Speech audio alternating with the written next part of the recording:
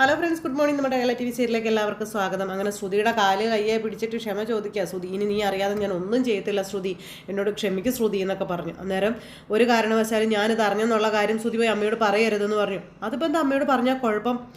ഇങ്ങോട്ട് ചോദ്യങ്ങളൊന്നും വേണ്ട എന്നും ഞാൻ പറഞ്ഞതനുസരിച്ചാൽ മതിയെന്നും ശ്രുതി പറയൂ കേട്ടോ. ശരി എന്നും പറഞ്ഞ ശ്രുതി ഇങ്ങനെ ഇരിക്കുന്നു. ശ്രുതി എഴുന്നേറ്റ് പോയി. ശ്രുതി അവിടെ കരഞ്ഞു കാറി കൂവി അങ്ങനെ ഇരിക്കുക. ഇനി എന്താണ് ചെയ്യേണ്ടതെന്ന് ശ്രുതിക്ക് അറിയില്ല. അപ്പം ശ്രുതി ആകെ ഇതായിട്ടിരിക്കുക. വർഷയാണെന്നുണ്ടെങ്കിൽ ഭയങ്കര ഹാപ്പി ആയിട്ടോ, തൻ്റെ ബെഡ്റൂമൊക്കെ വിരിച്ച് എല്ലാം സെറ്റാക്കി ഇങ്ങനെ അവിടെ ഇരിക്കുകയാണ്. അപ്പോഴാണ് നമ്മുടെ ശ്രീകാന്ത് അങ്ങോട്ടേക്ക് ചെല്ലുന്നത്. അപ്പോൾ ശ്രീകാന്ത് ചെന്നപ്പോൾ, ശ്രീകാന്തേ ദേ നിന്റെ വീട്ടിലെ എൻ്റർടൈൻമെൻറ്റിന് ഒരു കുറവുമില്ല കേട്ടോ. ദിവസവും ഓരോ വിഷയം ഉണ്ടാകും. ഒന്നെങ്കിൽ സച്ചേട്ടൻ എന്തെങ്കിലും ഒപ്പിക്കും, അല്ലെങ്കിൽ സുധിയേട്ടൻ എന്തെങ്കിലും ഒപ്പിക്കും. നിന്നെ കൊണ്ട് മാത്രമാണ് ഇവിടെ ഒരു പ്രശ്നം ഇല്ലാത്തത് കേട്ടോ എന്ന് ശ്രീകാന്ത് പറയുമ്പോൾ, എന്തേ ഞാനും ഇനി പ്രശ്നം ഉണ്ടാക്കണോന്ന് ചോദിച്ചു. അയ്യോ എൻ്റെ പൊന്നോ, വേണ്ടേ, അത് അവർ രണ്ടുപേർക്കും അങ്ങ് വിട്ടുകൊടുത്തേക്കാൻ പറഞ്ഞു. അവർ എൻ്റർടൈൻ ചെയ്യിപ്പിച്ചോളൂ എന്നും പറഞ്ഞുകൊണ്ട് വർഷം ഇങ്ങനെ ശ്രീകാന്തിനോട് പറയാം. അപ്പം നിനക്കിതൊക്കെ ഒരു തമാശയാണല്ലേ എന്ന് ചോദിച്ചു. പിന്നെ ഞാനെന്തിനതൊക്കെ സീരിയസ് ആയിട്ട് എടുക്കുന്നതെന്ന് ചോദിച്ചു വർഷ. ശ്രീകാന്തേ നോക്ക്, നിന്റെ സുധിയേട്ടൻ പറഞ്ഞത് സത്യമാണെന്ന് ശ്രീകാന്തിന് തോന്നുന്നുണ്ടോ എന്ന് ചോദിച്ചു. അന്നേരം 5 ലക്ഷം രൂപ സുഹൃത്തിന്റെ പക്കൽ നിന്ന് കടം വാങ്ങിയെന്ന് പറഞ്ഞതാണോ? അതെ, അതേട്ടൻ കള്ളം പറഞ്ഞതാവാനും സാധ്യതയുണ്ടെന്ന് ശ്രീകാന്ത് പറയാം. രേവതി ചേച്ചിയുടെ സ്വർണ്ണാഭരണങ്ങൾ എടുത്ത് പകരം ഗോൾഡ് കവറിങ് ആഭരണങ്ങൾ വെച്ചത് നിന്റെ സുധിയേട്ടൻ തന്നെയാണെന്ന് ഉറപ്പിക്കല്ലേ എന്ന് വർഷ ചോദിക്കുമ്പം അതിനും ചാൻസ് ഉണ്ടെന്ന് പറഞ്ഞു. സുധിയേട്ടൻ ഇതല്ല ഇതിനപ്പുറം ചെയ്യുന്ന ആളാണെന്നും പറഞ്ഞു. പക്ഷെ തെളിവില്ല അല്ലേ എന്ന് ചോദിച്ചപ്പോൾ ഇല്ല, നമുക്കൊരു പ്രൈവറ്റ് ഡിറ്റക്റ്റീവിനെ കൊണ്ട് അന്വേഷിപ്പിച്ചാൽ അവർ തെളിവ് കണ്ടെത്തിക്കൊള്ളില്ലേ എന്ന് വർഷ ചോദിക്കുക. അന്നേരം ശ്രീകാന്ത് നോക്കുക. ആരും അറിയാതെ ഒരു പ്രൈവറ്റ് ഡിറ്റക്റ്റീവ് നമുക്ക് ഏർപ്പാടാക്കിയാലും ചോദിച്ചു. ഇതിനെ പ്രൈവറ്റ് ഡിറ്റക്റ്റീവ് ഒന്നും വേണ്ട, നമുക്ക് CBI തന്നെ അങ്ങ് വിളിക്കാം. എന്തേ, അതല്ലേ നല്ലത്? നീ ചുമ്മാ ഓരോന്ന് ഇത് പറയല്ലോ കേട്ടോ വർഷം എന്ന് പറഞ്ഞുകൊണ്ട് ശ്രീകാന്ത് ദേഷ്യപ്പെടുവാണ്. അങ്ങനെ ഇവരിയ്ക്കുമ്പോൾ നമുക്ക് ഈ വീട്ടിലെ എല്ലാവരെയും വേണം, ആരെയും വെറുപ്പിക്കരുത്, ശത്രുവാക്കുകയും ചെയ്യരുതെന്ന് ശ്രീകാന്ത് പറഞ്ഞു കൊടുക്കുക. അപ്പോൾ അന്വേഷിച്ച തെളിവ് നമ്മളായിട്ട് കണ്ടെത്തണ്ടാന്ന് അല്ലേ? വേണ്ട, അതൊക്കെ സച്ചേട്ടൻ തന്നെ ചെയ്തോളും, അതിനുള്ള ബുദ്ധിയൊക്കെ സച്ചേട്ടൻ ഉണ്ടെന്ന് ശ്രീകാന്ത് പറയാം. അപ്പം നമ്മൾ കളത്തിൽ ഇറങ്ങണ്ട, ഓക്കെ, മാറി നിന്ന് കണ്ട് ആസ്വദിച്ചാൽ മതി എന്നല്ലേ എന്ന് വർഷ ചോദിക്കുമ്പം, അതെ, ആസ്വദിക്കണമെന്നൊന്നും ഞാൻ നിന്നോട് പറയില്ല, മാറി നിന്ന് കണ്ടാൽ മാത്രം മതി, അത്രേ ഞാൻ പറയുള്ളൂ എന്ന് പറയും. സുധിയേട്ടൻ തെളിവ് സഹിതം പിടിക്കപ്പെടും വർഷേ, അത് 100% ഉറപ്പുള്ള കാര്യമാണെന്നും ശ്രീകാന്ത് വർഷയോട് പറയുവാണ്. അത് കേട്ടപ്പോൾ ശരിയാണെന്ന് വർഷയ്ക്ക് മനസ്സിലായി. പിന്നെ കാണിക്കുന്ന നമ്മുടെ സച്ചി ഇങ്ങനെ വിഷമിച്ച് ആലോചനയായിട്ടിരിക്കുമ്പം രേവതി അങ്ങോട്ടേക്ക് വന്നു. എന്താ സച്ചേട്ടൻ ഇങ്ങനെ ആലോചിക്കുന്നത്, എന്താ ഇവിടെ വന്നിരിക്കുന്നതെന്ന് ചോദിച്ചു. അപ്പോൾ എന്താണ് ആലോചിക്കുന്നത് പറയണോ, നിനക്ക് അറിയത്തില്ലേന്ന് ചോദിച്ചു സച്ചി അന്നേരം രേവതിയോട്. അമ്മയും സുധിയൊക്കെ പറഞ്ഞത് നീ വിശ്വസിക്കുന്നുണ്ടോ എന്ന് ചോദിക്കുമ്പം അവർ പറഞ്ഞത് വിശ്വസിക്കാനും മാത്രം മണ്ടിയാണോ സച്ചേട്ടാ ഞാനെന്ന് രേവതി അന്നേരം ചോദിച്ചു. പിന്നെ നിങ്ങളുടെ അമ്മ എത്ര അടിയാ, അല്ലെങ്കിൽ എന്ത് അടിയാ അടിച്ചത്, ശരിക്കും അതൊരു നാടകമായിരുന്നില്ലേ എന്ന് രേവതി ചോദിക്കുമ്പം ഉറപ്പായിട്ടും അത് അങ്ങനെ തന്നെയാണല്ലോ, അവരെ രക്ഷിക്കാൻ വേണ്ടിയിട്ടാണ് അവനെ അമ്മ അടിച്ചതെന്ന് സച്ചി അന്നേരം പറഞ്ഞു. സുധി സത്യം പറയുമെന്ന് തോന്നിയപ്പോൾ അമ്മ ചാടിക്കയറി അങ്ങനെ ചെയ്തതാണെന്നും സച്ചി പറഞ്ഞു. അതുവരെയൊക്കെ സൈലന്റ് ആയിട്ട് നിന്ന അമ്മ പെട്ടെന്ന് ഒരു വയലന്റ് ആയതെന്നും സച്ചി പറയും കേട്ടോ. ഞാൻ കാശ് കടം വാങ്ങിയതാണെന്ന് ആദ്യം സുധി പറഞ്ഞിരുന്നില്ല, നീ ആരുടെ കയ്യിൽ നിന്നാണ് കടം വാങ്ങിയതെന്നും ചോദിച്ചുകൊണ്ടാണ് അമ്മ അടി തുടങ്ങിയത്. അപ്പോഴാണ് അവർ അങ്ങനെ ഒരു ഐഡിയ കിട്ടിയത്, ശരിയല്ലേ? പാർക്കിലെ സുഹൃത്ത് ആനന്ദിന്റെ കയ്യിൽ നിന്ന് 5 ലക്ഷം രൂപ കടം വാങ്ങിയെന്ന് അവൻ പറയാനുള്ള കാരണവും അതാണെന്ന കാര്യം സച്ചി പറഞ്ഞു. അവൻ നിന്റെ ആഭരണങ്ങൾ വിറ്റോ പണയപ്പെടുത്തിയാണ് കാശ് വാങ്ങിച്ചിരിക്കുന്നത്, അല്ലാതെ ആനന്ദിന്റെ കയ്യിൽ നിന്ന് കടം വാങ്ങിച്ചിട്ടൊന്നും ഇല്ല എന്നും സച്ചി പറയുക. അപ്പോൾ രേവതിക്ക് മനസ്സിലായി അത് ശരിയായ കാര്യമാണെന്ന്. അല്ല, അങ്ങനെ നമുക്ക് പറയാമെന്നുള്ളതല്ലാതെ വ്യക്തമായ കാരണങ്ങളോ അല്ലെങ്കിൽ ഒന്നും ഇല്ലല്ലോ സച്ചേട്ടാ. അപ്പോൾ നമ്മൾ എന്നാ ചെയ്യുന്നു ചോദിച്ചു. അവൻ്റെ ഫ്രണ്ടിനെ പോയൊന്ന് കാണണം, അവനോട് സുധി കടമൊന്നും വാങ്ങിച്ചിട്ടില്ല എന്നുള്ളത് അവൻ എന്തായാലും പറയുമല്ലോ എന്ന് പറയുക സച്ചി. ആ കാര്യം അച്ഛനോട് വന്ന് പറയാം, സുധി കള്ളം പറഞ്ഞതാണെന്ന് വ്യക്തമായാൽ പിന്നെ അവനെ നമുക്ക് ചോദ്യം ചെയ്യാമല്ലോ, അവനെ കൊണ്ട് തന്നെ ഞാൻ സത്യം പറയിപ്പിക്കുമെന്ന് സച്ചി പറയുക. അത് കേട്ട് കഴിഞ്ഞപ്പോൾ രേവതി, നിങ്ങളുടെ ഏട്ടൻ്റെ ഫ്രണ്ടല്ലേ ആനന്ദ്, സച്ചി വന്ന് ചോദിച്ചാൽ ഞാൻ നിന്നോട് കടം വാങ്ങിച്ചിട്ടുണ്ടെന്ന് പറയണമെന്ന് നിങ്ങളുടെ ഏട്ടൻ അവനോട് നേരത്തെ തന്നെ പറഞ്ഞിട്ടുണ്ടെങ്കിലോ എന്ന് രേവതി ചോദിച്ചപ്പം അതും ശരിയാ, എന്തായാലും ഞാൻ നാളെ ആനന്ദിനെ ചെന്ന് കാണാം, അവൻ എന്താ പറയുന്നതെന്ന് നോക്കട്ടെ എന്ന് പറഞ്ഞു സച്ചി. അത് കഴിഞ്ഞിട്ട് തീരുമാനിക്കാം എന്താ ചെയ്യേണ്ടതെന്ന്. അപ്പോൾ രണ്ടുപേരും കൂടി ഇങ്ങനെ അത് പ്രതീക്ഷയിൽ അങ്ങനെ ഇരിക്കും കേട്ടോ. അത് കഴിഞ്ഞിട്ട് പിന്നെ കാണിക്കുന്ന ആനന്ദിനാ. അപ്പോൾ ആനന്ദ് ഇങ്ങനെ അവിടെ ഫോണിൽ സംസാരിക്കുക, പാർക്കിലിരുന്ന്. ഞാനിവിടെ 5 മണി വരെ ഉണ്ടാകും, നീ കാശും കൊണ്ട് വന്നോ എന്നൊക്കെ പറഞ്ഞ് ഇങ്ങനെ പറയുക. അപ്പോൾ ഫോണും വിളിച്ച് അയാൾ അവിടെ ഇരിക്കുന്നു. അപ്പോൾ സച്ചി അടുത്തേക്ക് ചെന്നു. അപ്പോൾ സച്ചിയെ കണ്ടപ്പോഴത്തേക്ക് ആരത് സച്ചി വാ ഇരിക്കുന്നൊക്കെ പറഞ്ഞ അടുത്തേക്ക് വിളിച്ചു. എന്തൊക്കെയുണ്ട് വിശേഷം, സുഖാണോ? സുധിയുടെ അനിയനല്ലേ, എനിക്കറിയാം. അപ്പോൾ അതേന്ന് പറഞ്ഞു. നമ്മൾ 1-2 തവണ കണ്ടിട്ടുണ്ട്, സുഖം തന്നെയല്ലേന്ന് ചോദിച്ചു. അപ്പോൾ സുഖമാണെന്ന് പറഞ്ഞു. ബ്രോയുടെ ജോലിയൊക്കെ എങ്ങനെ പോകുന്നു? ആ, അങ്ങനെയൊക്കെ അങ്ങ് പോകണു. കാശ് വാങ്ങിക്കുമ്പോൾ കാണിക്കുന്ന ഉത്സാഹം തിരികെ തരാനും ആൾക്കാർ കാണിക്കുന്നില്ല എന്ന് പറയുക. അല്ല, എന്താ ഇങ്ങോട്ട് വന്നേന്ന് ചോദിച്ചു. അന്നേരം നമ്മുടെ സച്ചി ഒന്ന് ചിരിക്കുക. ഇപ്പം ഈ ഇരിക്കുന്നതേ ചേട്ടൻ്റെ സീറ്റിലാണ് കേട്ടോ എന്നൊക്കെ പറഞ്ഞു. ഇപ്പോൾ ജോലിയൊന്നും ഇല്ലേ, കാറൊക്കെ വിറ്റോ എന്നൊക്കെ അദ്ദേഹം ചോദിക്കാം. അതായിരിക്കും ഇവിടെ വന്ന് ഇരിക്കുന്നല്ലേ. അപ്പം കാറ് വിറ്റാലും ഞാൻ എന്തെങ്കിലും ജോലിക്കൊക്കെ പോകും, അല്ലാണ്ട് നിന്നെ അവനെ പോലെ ഇവിടെ വന്ന് ഇരിക്കത്തൊന്നും ഇല്ലാന്ന് പറയും. ഓ ആയിക്കോട്ടെ. അപ്പം ഇവിടെ കാറ്റ് കൊള്ളാൻ വന്നായിരിക്കും അല്ലേ? അല്ല, ഞാൻ നിന്നെ കണ്ടൊരു കാര്യം ചോദിക്കാൻ വേണ്ടി വന്നതാണെന്ന് പറഞ്ഞു. അപ്പം എന്നാ കാര്യമാ? അത് പിന്നെ എനിക്ക് പെട്ടെന്ന് കുറച്ച് കാശിൻ്റെ ആവശ്യം വന്നായിരുന്നേ, ഒരു 2 ലക്ഷം രൂപ. അപ്പോൾ ഞാൻ പലിശ കൃത്യമായിട്ട് തന്നോളാമെന്ന് പറഞ്ഞു സച്ചി. അപ്പോൾ 2 ലക്ഷം രൂപയോ? അത്ര വലിയ തുകയൊന്നും ഞാൻ കൊടുക്കാറില്ല. അല്ല, നീ സുധിക്ക് കാശ് കൊടുത്തില്ലായിരുന്നു? കൊടുത്തിരുന്നല്ലോ. അത് കുറേ മുമ്പാണ് അവിടുത്തെ ഒരു 25,000 രൂപ ഞാൻ കൊടുത്തായിരുന്നു. പിന്നെ തിരികെ മേടിക്കാൻ വേണ്ടി ഞാൻ പെട്ട പാടെൻ്റെ പൊന്നു ബ്രോ. ചന്ദ്രനിലൊഴികെ ബാക്കി എല്ലായിടത്തും ഞാൻ പോയി അവനെ അന്വേഷിച്ചായിരുന്നെന്ന് പറഞ്ഞു. ഒടുവിൽ എങ്ങനെയൊക്കെയോ അവൻ്റെ വൈഫ് ആ കാശ് ഒപ്പിച്ച് എനിക്ക് തന്നു എന്ന് പറഞ്ഞു. അല്ല, ഈ അടുത്ത് അവനൊരു 5 ലക്ഷം രൂപ കൊടുത്തില്ലായിരുന്നു എന്ന് ചോദിച്ചപ്പോഴത്തേക്ക് ആനന്ദ് ഭയങ്കര ചിരി. കോമഡി പറയാതെ എൻ്റെ ബ്രോ, 5 ലക്ഷം രൂപയൊന്നും ഞാൻ ആർക്കും കൊടുക്കാറില്ല. പിന്നെ 5 ലക്ഷം രൂപ എന്നും പറഞ്ഞ് ഇരിക്കുക. ഞാനൊരു ചെറിയ പലിശക്കാരനാണ്. 1 ലക്ഷം രൂപയ്ക്ക് മുകളിൽ ഞാൻ ആർക്കും ഒരിക്കലും കാശ് കടം കൊടുത്തിട്ടില്ല എന്ന് ഈ ചേട്ടൻ പറയുക.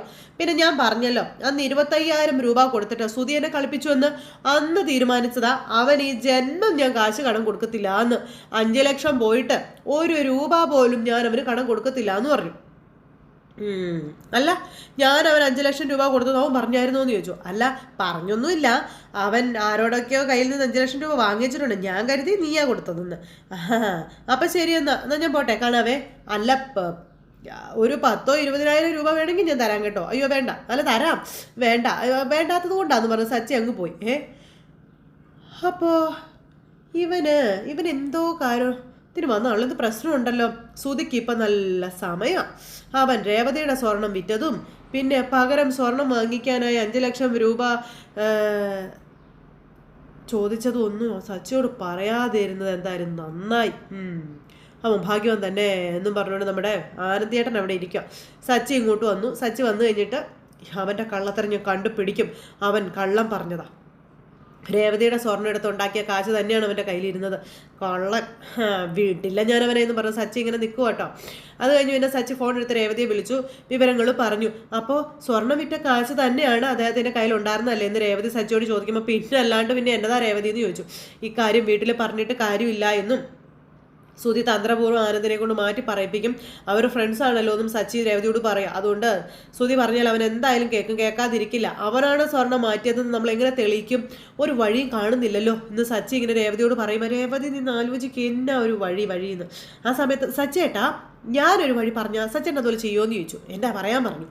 ഈ സ്വർണവും മറ്റുമൊക്കെ കാണാതായാലേ നമ്മുടെ നാട്ടിലുള്ളവർ ഒരു സ്വാമിയെ പോയി കാണുമെന്നും ആ സ്വാമി ഇങ്ങനെ വെറ്റിലയൊക്കെ നോക്കി കാണാതെ പോയ സാധനം എവിടെയാണ് ഉള്ളതെന്നും പറയുമെന്ന് പറഞ്ഞു. അപ്പോൾ സച്ചി ആണോ? നമുക്ക് ആ സ്വാമിയെ പോയി ഒന്ന് കണ്ടാലോ? പിന്നെ ചിലപ്പോൾ അദ്ദേഹം സ്വർണ്ണം എടുക്കുന്നത് വെറ്റിലയിൽ തെളിയും.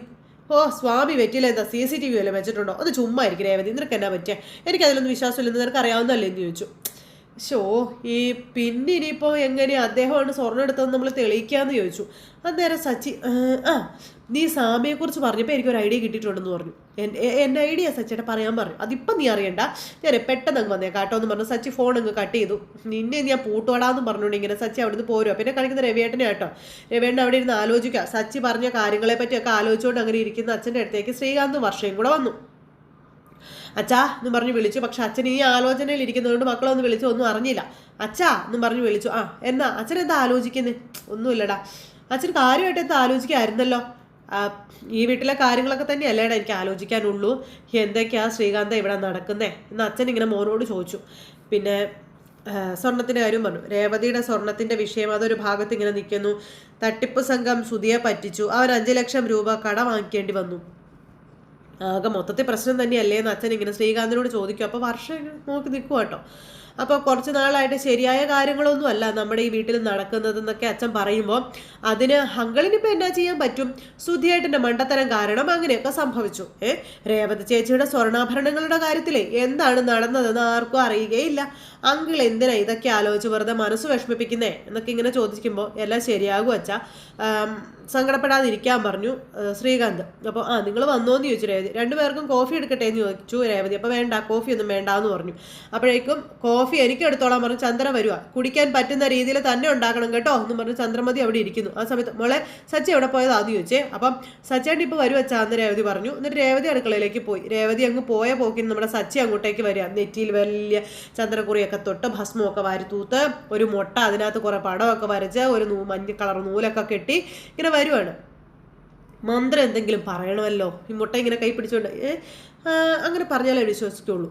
ഓം ഓം മൈ അത് വേണ്ട, വേറെ ഇപ്പം എന്നെ ഞാൻ പറയണേന്ന് പറഞ്ഞുകൊണ്ട് ഈ മുട്ടയും കൈ പിടിച്ച് ഇങ്ങനെ ആലോചിക്കുക. എന്നിട്ട് എന്തൊക്കെയോ മനസ്സിൽ ആലോചിച്ച് ഇങ്ങനെ ചെല്ലുക. എന്നിട്ട് ഈ മുട്ട ഇങ്ങനെ കയ്യിൽ പിടിച്ച് ഒരു കാലും മറ്റേ കാലയിലേക്കൊക്കെ കയറ്റി വെച്ച് അമ്മേ മഹാമായേ എന്നൊക്കെ പറഞ്ഞ് വിളിച്ച് നിൽക്കുക. അപ്പോൾ അച്ഛൻ്റെ അത് വഴി വരുന്നു. അപ്പോൾ ഈ ഒച്ച കേൾക്കും അമ്മേ മഹാമായേ എന്നും പറഞ്ഞുകൊണ്ട് നമ്മുടെ സച്ചിയാണ് ഭയങ്കര ആക്ടിങ് കേട്ടോ. അപ്പോൾ മഹാമായേ മഹാമായേ എന്നും പറഞ്ഞ് വിളിച്ചോണ്ടിരിക്കുക. അപ്പോൾ പോയ ചന്ദ്ര സ്റ്റെയറിൽ നിന്ന് ഇത് കാണുക. അപ്പോൾ വലതുകാല് വെച്ച് വേണം വീട്ടിൽ കയറാൻ. അപ്പോൾ വലതുകാല് വെച്ച് കയറാം. മഹാമായേന്നും വിളിച്ച് വലതുകാലൊക്കെ വെച്ച് വീട്ടിൽ ഇങ്ങനെ കയറി ആടിയപ്പോഴത്തേക്ക് രേവതി വന്നു. രേവതി ഇത് കണ്ടിങ്ങനെ നിൽക്കും. അപ്പോൾ സച്ചേട്ടാ സച്ചേട്ടാ സച്ചേട്ടാ എന്ന് പറഞ്ഞ് രേവതി പേടിച്ചെന്ന് സച്ചയെ വിളിക്കാം. അപ്പോൾ അദ്ദേഹം പറഞ്ഞത് സത്യമാണ്. ഈ വീടിനകത്ത് കെട്ട ശക്തിയുണ്ട്, അതെനിക്ക് അനുഭവപ്പെടുന്നുണ്ടെന്ന് പറഞ്ഞ് സച്ചി ഇങ്ങനെ നിൽക്കും. അപ്പോഴത്തേക്കും ചന്ദ്രമതി ഇങ്ങനെ കൈ പറിച്ച് ഇങ്ങനെ നോക്കി ഇങ്ങനെ നിൽക്കുക. അപ്പോൾ സച്ചേട്ടാ എന്ന് പറഞ്ഞ് രേവതി എന്നെ പറ്റിയേ. അപ്പോഴത്തേക്കും വർഷയും ശ്രീകാന്തും വന്നു. എന്നാ പറ്റിയെന്ന് ചോദിച്ചു. അപ്പോൾ എന്നൊക്കെയാണോ നീ പറയുന്നതെന്ന് ചന്ദ്രമതി ചോദിച്ചു. മനുഷ്യന്മാർക്ക് മനസ്സിലാകുന്ന ഭാഷയിൽ പറയാൻ പറഞ്ഞു ചന്ദ്രമതി സച്ചിയോട്. അപ്പോൾ സച്ചി നിന്ന് എന്നും പറഞ്ഞു ഒച്ചയും കേൾപ്പിച്ച് ആടിക്കൊണ്ടിരിക്കുക. അപ്പോൾ എന്താ നിങ്ങൾക്ക് പറ്റിയെന്ന് രേവതി ചോദിച്ചു. സച്ചിയുടെ ബാധ വല്ലതും കൂടിയെന്ന് ശ്രീകാന്തും ചോദിച്ചു. അപ്പോൾ ഓം ക്രീം മഹാമായെന്നും പറഞ്ഞു സച്ചി അവിടെ കിടന്ന് ഇങ്ങനെ കാണിക്കട്ടെ. ചന്ദ്രമതി ഇങ്ങനെ പേടിച്ച് വരച്ചൊരു മൂലയ്ക്ക് പോയി ഇങ്ങനെ നിൽക്കുക. അപ്പോൾ ദുഷ്ടശക്തി വീട്ടിൽ നിന്ന് ഇറങ്ങിപ്പോ എന്നൊക്കെ പറയുന്നുണ്ട്. സാമിയെ പോലെ നീറ്റിൽ കുറിയൊക്കെ വാരി തേച്ചിട്ട് ഇവരെന്താ ഈ കാണിച്ച് കൂട്ടണേ എന്നൊക്കെ ഇങ്ങനെ ചന്ദ്രമതി ചോദിക്കും കേട്ടോ. അപ്പോഴേക്കും സച്ചി അവിടെ കിടന്ന് ഇങ്ങനെ വിറഞ്ഞിങ്ങനെ തുള്ളിക്കൊണ്ടിരിക്കാം. അപ്പോൾ മിണ്ടാരിയടാ എന്ന് ചന്ദ്രമതി. അപ്പോഴേക്കും അങ്ങനെയൊന്നും പറയരുത്, സ്വാമി കണ്ണി കുത്തുമെന്ന് പറഞ്ഞു. അപ്പം കണ്ണി കുത്താനെന്ന് പറഞ്ഞ് ചന്ദ്രൻ ഇങ്ങനെ പേടിച്ച് നിൽക്കുക. അല്ല എന്താണ് നിനക്ക് പറ്റിയ, എന്തിനാ നീ ഇങ്ങനെയൊക്കെ നിന്ന് ഇവിടെ കാട്ടിക്കൂട്ടണേന്ന് അച്ഛൻ അന്നേരം മോനോട് ചോദിച്ചു. അന്നേരത്തിന് പറയാമെന്ന് പറഞ്ഞു. ആദ്യം ഞാനൊന്ന് അദ്ദേഹത്തെ വിളിക്കട്ടെ എന്ന് പറഞ്ഞുകൊണ്ട് സച്ചി ഇങ്ങനെ ഇതൊക്കെ കയ്യിൽ പിടിച്ചിങ്ങനെ ഓരോന്നൊക്കെ കാണിക്കുക കേട്ടോ. അപ്പം എൻ്റെ ഈശ്വരൻ എൻ്റെ സച്ചേട്ടൻ ഇത് പറ്റിയിട്ടുണ്ട് എന്ന് പറഞ്ഞുകൊണ്ട് നമ്മുടെ രേവതി ഇങ്ങനെ പറയും. അപ്പം നമ്പർ കാണുന്നില്ല എന്ന് പറഞ്ഞു. അങ്ങനെ ഫോൺ എടുത്തു. ആരെ വിളിക്കുക, ഹലോ സാമി എന്നും പറഞ്ഞിങ്ങനെ ഫോണിൽ വിളിച്ചുകൊണ്ടിരിക്കട്ടെ. ചന്ദ്ര പേടിച്ച് പറിച്ച് ഒരു കാലം പുറകോട്ട് വെച്ചാൽ നിൽക്കുന്ന ഓടാൻ ഭാഗത്തിന്. അപ്പം ഞാൻ വീട്ടിലെത്തിയിട്ടുണ്ട് സ്വാമി പറഞ്ഞതുപോലെ അനുഭവപ്പെടുന്നുണ്ട്. ഇവിടെ കെട്ട ശക്തികൾ ഉണ്ടെന്ന് എനിക്ക് മനസ്സിലായി. ഇനി ഞാൻ എന്താ ചെയ്യേണ്ടതെന്ന് സച്ചി ചോദിക്കും. അപ്പോഴത്തേക്കും ഷൂ എൻ്റെ ദൈവമേ എന്ന് പറഞ്ഞ് രേവതി നിൽക്കുക കേട്ടോ. അങ്ങനെ ചെയ്യാം ശരി സ്വാമി, ഓക്കെ സ്വാമി എന്നൊക്കെ പറഞ്ഞിട്ട് ഫോൺ കട്ട് ചെയ്തു. അപ്പോൾ ഓം ഹ്രീം ക്ലീം ഖരം. അപ്പോഴത്തേക്കും ചന്ദ്രമതിയുടെ കയ്യും കാലും വരയ്ക്കാൻ തുടങ്ങി. ചന്ദ്രമതി പേടിച്ച് വരച്ചിങ്ങനെ മൂലയ്ക്ക് മാറി നിൽക്കും. അപ്പോൾ ഓം ക്രീം ഖരം എന്നൊക്കെ പറഞ്ഞ് എന്തൊക്കെയോ ഇങ്ങനെ ഇവർക്ക് വിശ്വസിക്കാവുന്ന രീതിയിലുള്ള മന്ത്രങ്ങളൊക്കെ ജപിക്കാം. അപ്പോൾ ഇതെന്താ ഗരം മസാല എന്നൊക്കെ പറയുന്നതെന്ന് വർഷ ചോദിച്ചു. അപ്പോൾ എനിക്കറിയാൻ മേല. അപ്പോൾ ഇങ്ങനെ ഭയങ്കര പേടിയായിട്ട് രേവതി ഇങ്ങനെ നിൽക്കുക കേട്ടോ. ചന്ദ്രമതിക്ക് അതിനേക്കാളും വലിയ പേടി. അപ്പം രവിയേട്ടാ എനിക്ക് പേടിയാവുന്നു രവിയേട്ടാ എന്ന് പറഞ്ഞ ചന്ദ്ര. അപ്പോഴാണ് സുധിയും വർഷയും കൂടെ അങ്ങോട്ടേക്ക് കയറി വരുന്നത്. ശ്രുതിയും കൂടി കയറി വരുന്നത്. അപ്പോൾ ഇവർ രണ്ടുപേരും കൂടെ കയറി വന്നപ്പോഴും സച്ചി ഇവിടെ നിന്ന് ഇതിങ്ങനെ കാണിക്കാം എന്ന് പറഞ്ഞ ഒരു അന്തം വിട്ട് ഇങ്ങനെ നോക്കുക കേട്ടോ. അപ്പോൾ സച്ചേട്ടൻ നിർത്ത് സച്ചേട്ടാ എന്ന് രേവതി പറയുന്നുണ്ട്. അപ്പോൾ ശ്രീകാന്ത് പറയുന്നുണ്ട് സച്ചേട്ടൻ നിർത്തുന്നു. എവിടെ നിർത്താൻ? സച്ചി ഇങ്ങനെ പറഞ്ഞുകൊണ്ടിരിക്കുക. അപ്പം അങ്കിളെ എന്താ ഇവനീ കാണിക്കുന്നതെന്ന് ശ്രുതി ചോദിച്ചു.